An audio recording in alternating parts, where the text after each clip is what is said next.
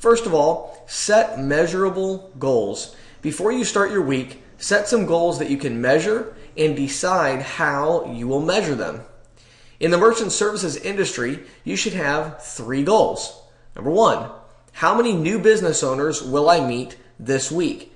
And by the way, this is a very easy goal to track. You can simply bring along with you a notepad and a pen, and every time you meet a new business owner, write down the name of that business owner and the name of the business where you met them, and at the end of the week, make sure that you achieve your goal. You would want to maybe visit with 10 new business owners each day. So that would be 50 business owners a week. So at the end of this week, you should have your notepad filled with the names and the name of the businesses of 50 new business owners that you met.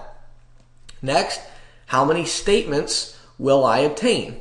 Now this number should be between 10 to 20% of all the new business owners that you meet. So if you're planning to meet 50 business owners this week, you should plan to obtain 5 to 10 credit card processing statements, 5 to 10 new ones this week. So that would be your goal there. And again, this is very easy to track. On your list where you have all your business owners listed, just simply circle the names of the business owners that provided you with a statement. You might also get some statements from some follow-up visits from last week or the week before, and that's fine as well. Write their name down and circle it. That would be part of your goal as well, because follow-up is always involved with getting a statement. Lastly, how many deals will I close this week? Now keep in mind that this goal is totally dependent on the first 2 goals. So it doesn't matter if you have a goal of getting 5 sales this week or 3 sales or 2 sales. That's irrelevant if you don't also have a goal that you're working towards as far as the number of new business owners you meet and the number of new statements that you obtain. But I would also recommend that you have something here of how many deals you're going to close. A good measure of that is usually I look at the previous week and I figure that I should get between 1/3 and 2/3 of the number of sales based on the number of statements I got last week. So if last week, if I got 9 statements last week, then I would think that I'm probably going to have between 3 to 6 sales this week. Now the difference between that 3 to 6 is obviously a huge difference. It's double. And the difference is based on really 2 things. It's based on your market, and it's also based on your sales ability. And so you have to look at, if you're brand new at this, then I would plan to close maybe 1/3 or maybe even only 20% of the statements that you obtain. So you might say, well, I got 10 statements last week. I'm brand new in the industry. My market is pretty competitive. So I got 10 statements last week. I'm going to plan to get 2 sales this week. Also, set a goal to work on something that will impact your business long term, like spending 2 hours on your social media or blog.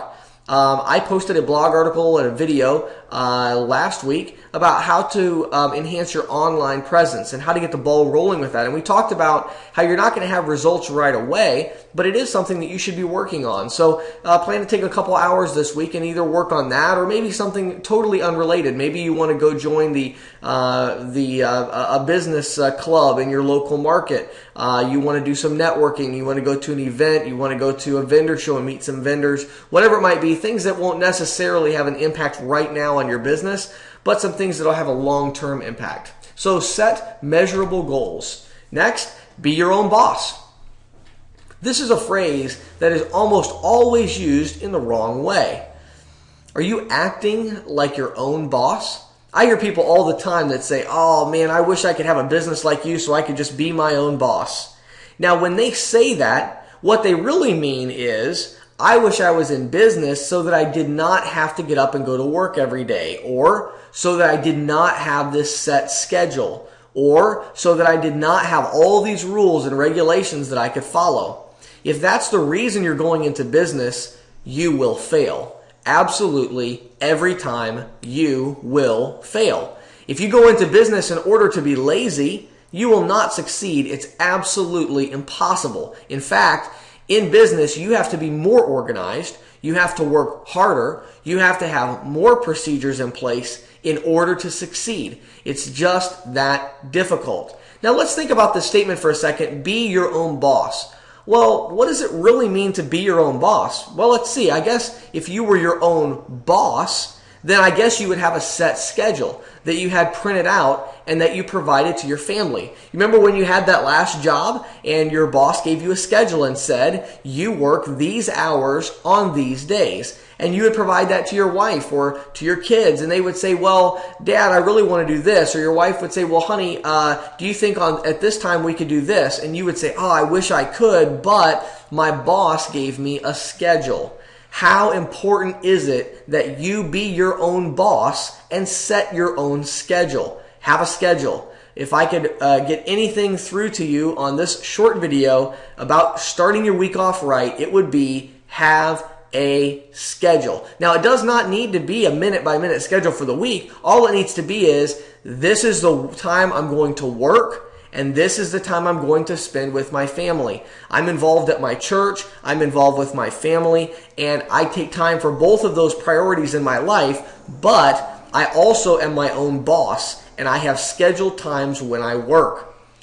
Next, do you have several times each week to review progress towards your goals? If you had a boss, you would have meetings several times a week, and at those meetings, your boss would look over your numbers and he would see how you're doing for the week. You should do the same. Sit down and look over your goals and see how you're doing for the week. And if you're not achieving your goals, then you should talk to your family and say, you know, I might have to work a couple long hours later on in the week because I'm not achieving my goals.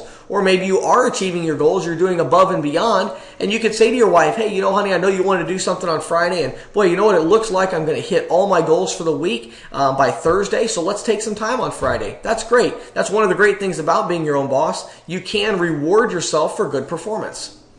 Do you have spending limits in place for the money you invest in the business? You should have a budget. If last time you had a job, your boss had a budget that he had to keep, and you should do the same. If you treat your business like a job, it might grow into a business.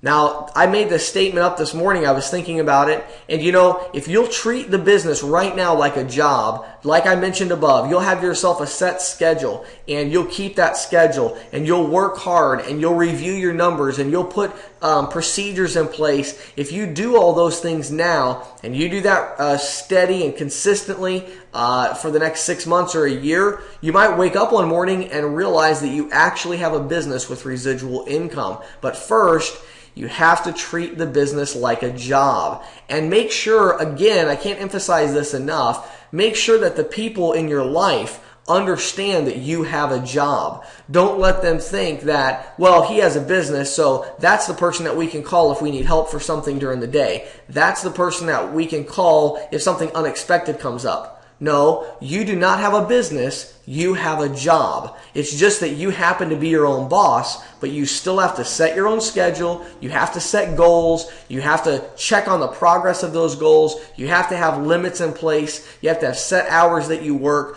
You have a job. Make sure that you understand that, and make sure that the people around you understand that. Otherwise, let's face it, you're never going to get anything done. Decide to stop deciding. Decide to stop deciding. If you're constantly asking yourself questions like these, it will be difficult to succeed. Should I be looking for another job? Should I consider switching to another processor? Am I really a good salesperson? Do I know enough about this business to get started? These are questions I hear all the time from sales agents. And these questions, the problem isn't necessarily asking these questions. The problem is when you ask these questions every day, it is almost impossible to focus on succeeding in your business. Decide to stop deciding. Take some time this week and look at these different things. Look at these questions I have here. Maybe there's other questions you have in your mind. And make a decision, okay? Depending on which processor that you're with, you might look at them and say, you know, really, it's not the best deal. You might have been questioning for, you know, months whether or not you should go to a different processor. Well, take some time this week, get some packets from several different processors, and decide which one you're going to sell for and say, I am deciding to stop deciding this for another 6 months. Give yourself 6 months. Now, I get offers from processors all the time, believe me. and they all want me to come recruit for them. They all want me to sell for them. But I have a general rule. I don't look at new processors more than once every 6 months. So about every 6 months, somebody calls me today and says, hey, we have a great offer, and they send it to me. I will put that in a folder for a month, for 6 months from now, when I'm planning to look at other processors again. Okay, because I'm not going to make that decision every week. Otherwise, I would never build any kind of a business.